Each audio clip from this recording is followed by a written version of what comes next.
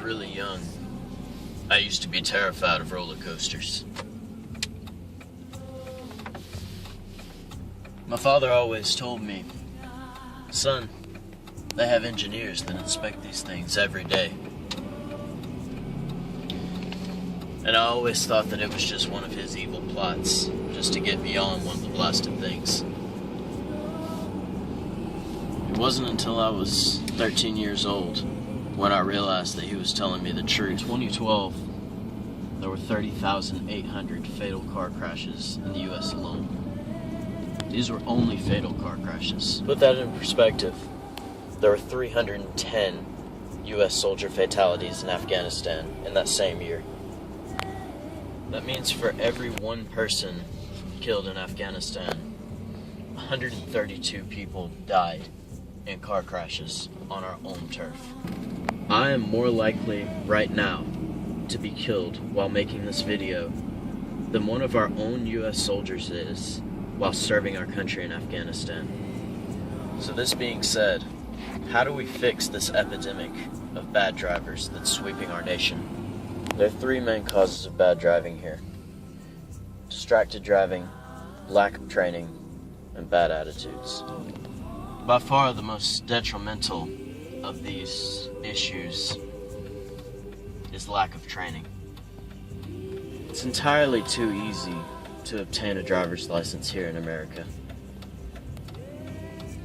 With most states, a written test isn't even required.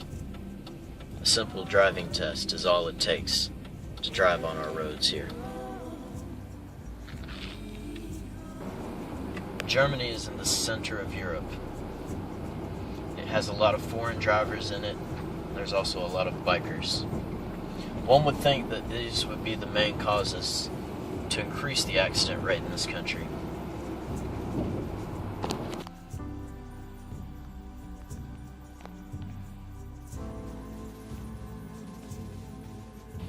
There are no speed limits on a lot of their main roads.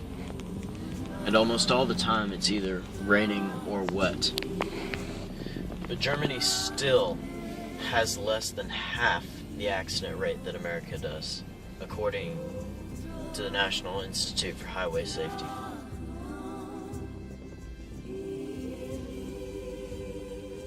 This is largely due in part to Germany's very rigorous driver's program.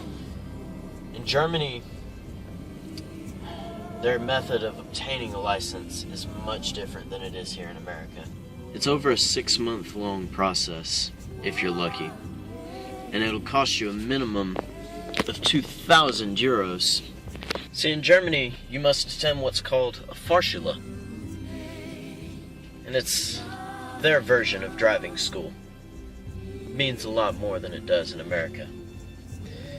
And at the Fahrschule, you must have a minimum of 12 on-road 90-minute sessions, 4 of which must be on the Autobahn, and 3 must be at night. You have to take a first aid course. You have to be able to secure an accident scene, and you have to be able to perform minor surgery. You have to know how to do surgery, literally. In Botswana, that would give you a medical degree. Not only do you learn how to drive from experience, you're taught the theory of driving. You're taught how to adapt to various road conditions. American drivers out there, do you know how to change your driving style when it's been raining for 8.5 minutes? Yeah, me either. You have to open your hood in Germany, and you have to identify visible components. You have to know how to check your antifreeze. You have to know how to check oil levels and pressure. Once you finally pass out of the Fahrschule, you have to take a very comprehensive test, reteaching you basically everything that you just did. It's not easy. And if you miss 3 questions, you fail. If you fail 3 times, they will take you to a mental institute to see what's wrong with you. Another plague that American roads suffer: distracted driving. In 2011, 12,000 people were killed by drunk drivers alone. But drunk driving isn't even the most dangerous form of distracted driving. No, the most dangerous form is texting while driving. According to the Institute for Highway Safety, 1.3 million people were killed in 2011, only by those who were texting and driving. Remember, 12,000 people were killed by drunk drivers, 1.3 million by those texting while driving. Again, according to the Institute for Highway Safety, 11 teen deaths occur every day. 11 people like me killed every day by those texting and driving. Fortunately, this is a very hard problem to fix. It's something that takes discipline, it takes skill, and it takes training. If we teach people to have more respect for the road while they're driving, then maybe they'll actually have more respect for the road like we taught them. You see, it's this type of thing that can save lives. Because the wrong attitude can kill just as easily as a distracted driver. The high levels of estrogen and testosterone found in teens cause them to make generally riskier decisions.